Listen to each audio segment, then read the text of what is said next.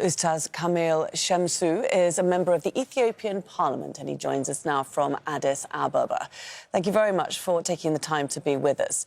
The TPLF say they are ready for the peace process to start. They appear to have dropped their preconditions and accepted an AU mediator. Does the Ethiopian government now accept moving forward with dialogue? Thank you for inviting me to this program.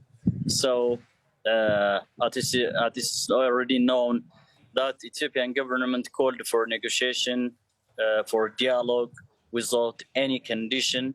Then, as everything was going, the TPLF trying to take time and to be obstacle in every direction. Sometimes they said we don't accept that AU led any negotiation or arbitration. So by this time they called for this. We can say they waged war while the world waiting for peaceful negotiation. They surprised the world, or the world shocked when they waged war against the Ethiopian government. Well, I'm just going to jump in there because, of course, the TPLF will say that the Ethiopian government waged war on the Tigray people, first of all. I mean, this is just a blame game. But let's focus on the issue at hand. Will the Ethiopian government accept this olive branch that has been extended, as it seems to appear? Will they now enter the peace process? Look, we are, as Ethiopian government always ready for peace. But as let me point out some very important point. They waged war on August 24, but they wrote the letter 23.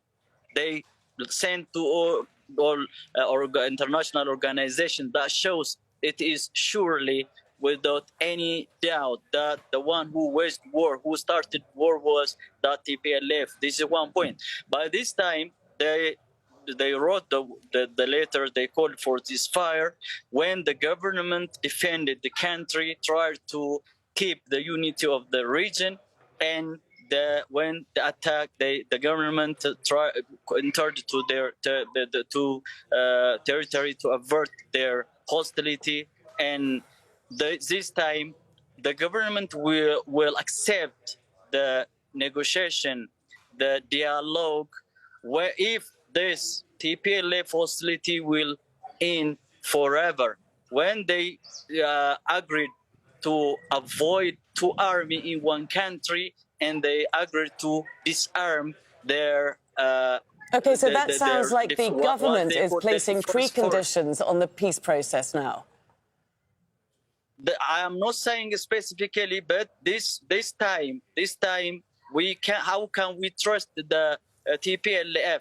Because whether they are saying or calling for ceasefire to get time, to buy time, and they to also try to trick the world community as they did last time. I understand the issues of trust, obviously, from both sides of the war. The TPLF are saying that they accept AU mediation. They've also got the UN saying that they will support the process. So is it not worth taking this chance and sitting down and starting the dialogue? If they are saying this honestly and they are ready to abide with this promise, the government do not want to continue the war.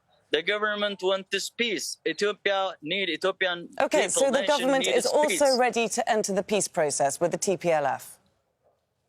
The government already they are discussing with them day and night, but they themselves who waged the war. If they are ready to accept the peace process led by AU, that last time, as everybody remembers, they are trying to say no, we don't need the peace process led by AU. We don't need Kenya. We don't such this country. But if this time, it's good to hear this from them. But the government is assigned some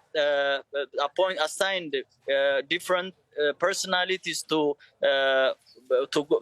keep this peace process, this discussion. So they should answer the replay when the modality, the precondition, to these all questions. But in the general, government has the essentially country placed, needed if I can peace, just get one last liberation. question into you, because the government has essentially placed the Tigray region under a siege. It has not allowed basic services. It has not allowed unfettered access to humanitarian aid. Is the government willing to restore basic services such as banking, such as electricity? Is it willing to allow aid into the region? Because this is going to be a big precursor to a long truce.